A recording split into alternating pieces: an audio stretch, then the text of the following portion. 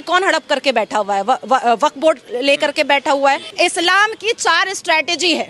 अल तकैया हिंदू मुस्लिम भाई भाई, आपका खून लाल मेरा खून लाल, हम टुकड़े टुकड़े गैंग रहते हैं।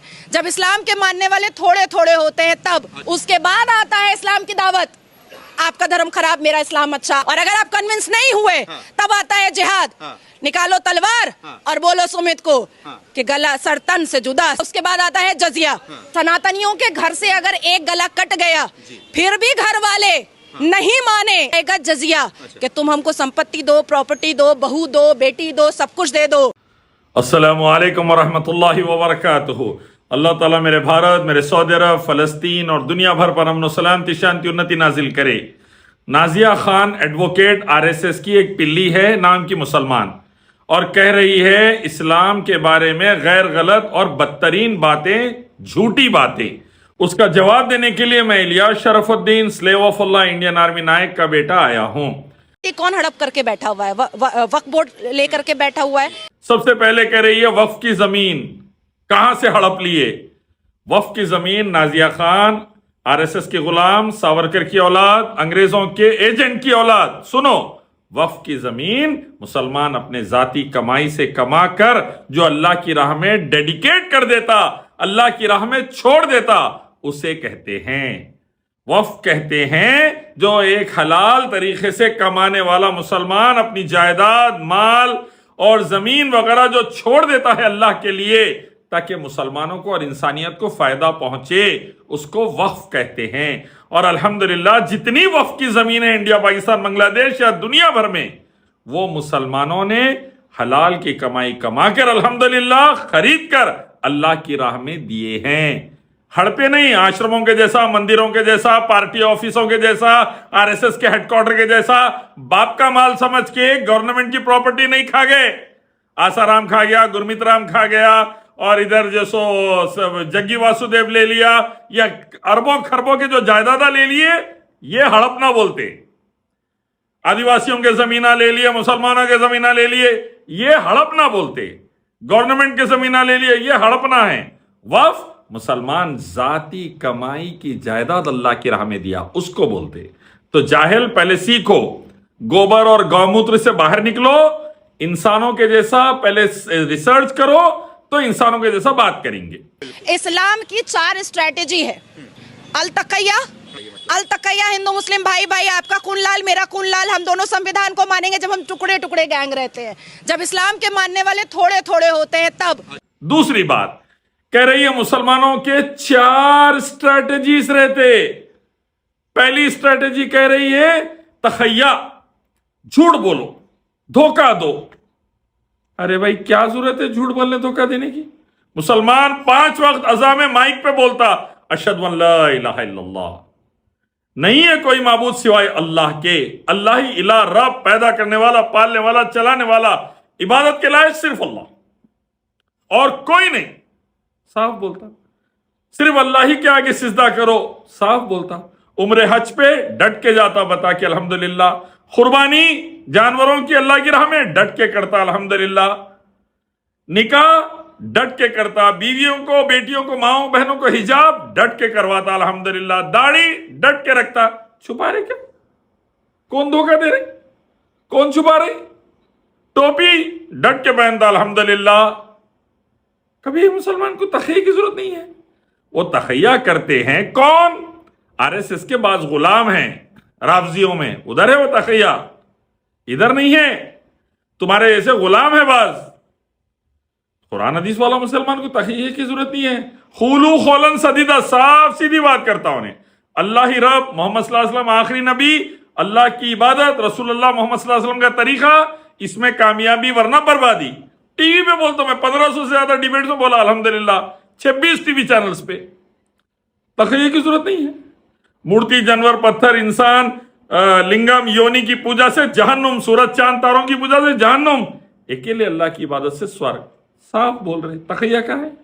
उसके बाद आता है इस्लाम की दावत, आपका धर्म खराब मेरा इस्लाम अच्छा, आपका धर्म में इतने सारे भगवान, मेरे इस्लाम में एक ही अल्लाह, आपके धर्म में महिलाओं की इज्जत नहीं है, मेरे इस्लाम में महिलाओं की इज्जत है। आप अगर 5 सेकंड के लिए भी कन्विंस हो गए, वहीं पे मेरी जीत है।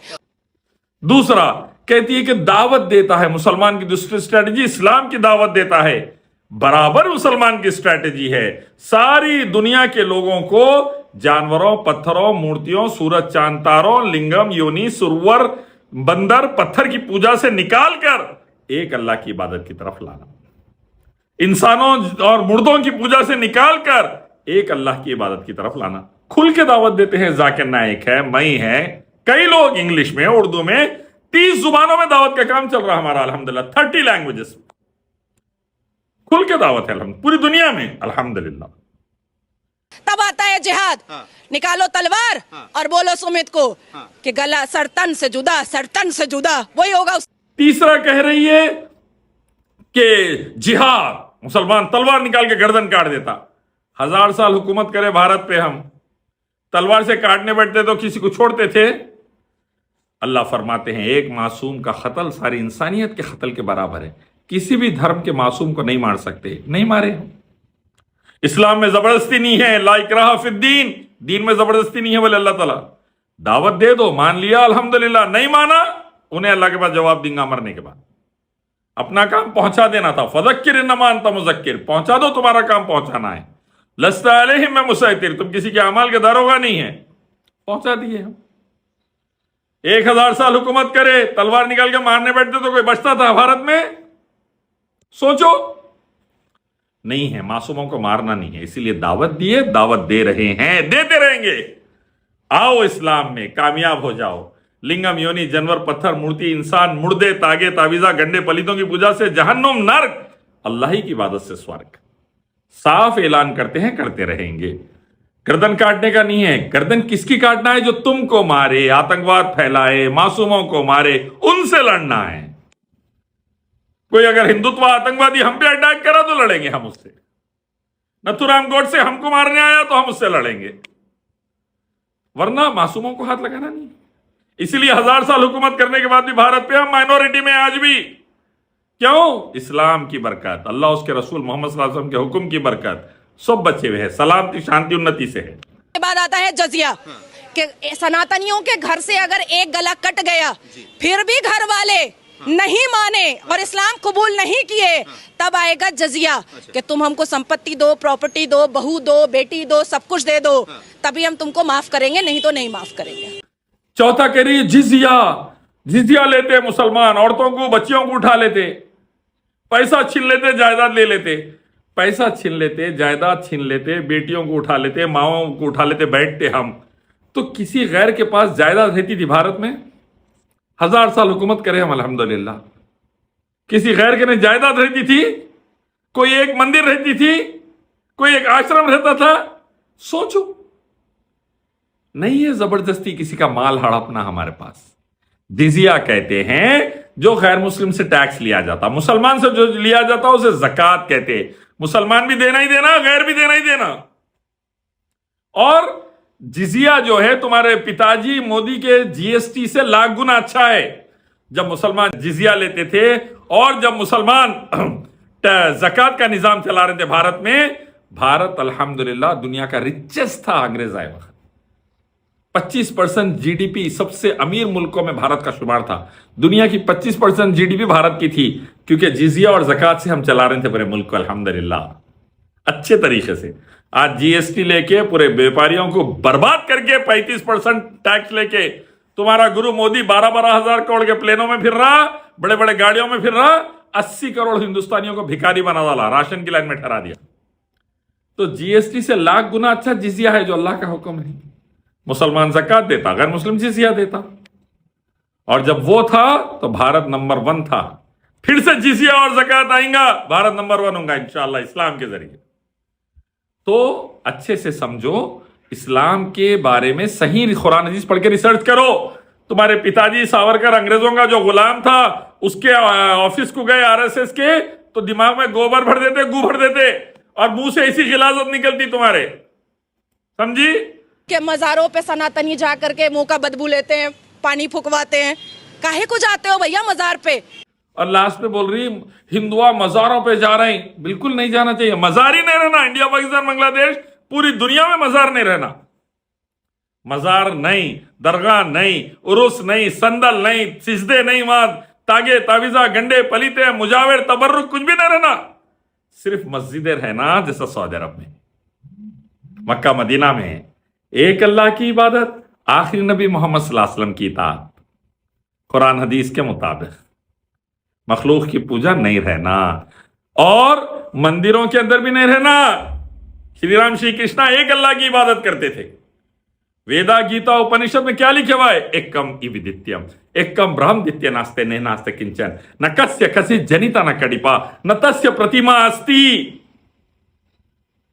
सबका मालिक रब अल्लाह एक ही है, उसके माँ बाप बीवी बच्चे नहीं है, उसकी कोई मूर्ति आकार नहीं बना सकते, उसी की पूजा करे तो स्वर्ग वरना नर्क।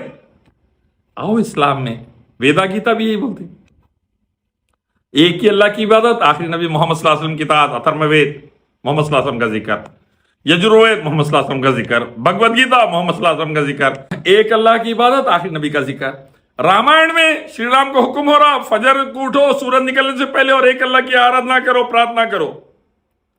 श्री राम एक अल्लाह की पूजा करते थे, कभी लिंगम योनि जानवर पत्थर मूर्ति इंसान मुर्दों की पूजा नहीं करे श्री राम, ना श्री कृष्णा करे, तुम भी मत करो। तो अच्छे से समझो इस्लाम को, कुरान हदीस पढ़ के समझो, गुलाम मत बनो आरएसएस के संगियों के, हिंदुत्व आतंकवादी मत बनो, खुद भी बर्बाद जहन्नुम में जारी, करोड़ों हिंदुओं को लेके जारी, पागल मत कर ऐसा।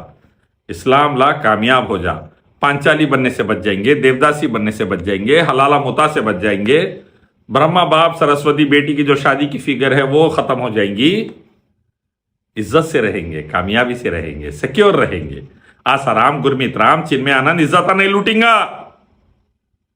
इस्लाम रहेगा, सिक्योरिटी रहेंगी, शांति उन्नति रहेगी, दो जन जहां में कामयाबी रहेंगी। देखो अरब मुल्कों में Saudi Arab, Qatar, Bahrain, Kuwait, UAE, Malaysia, Indonesia, दूसरे मुल्कों में मुसलमान सक्सेसफुल, हिंदू वो भी कामयाब हो रहे इस्लाम की बरकत से।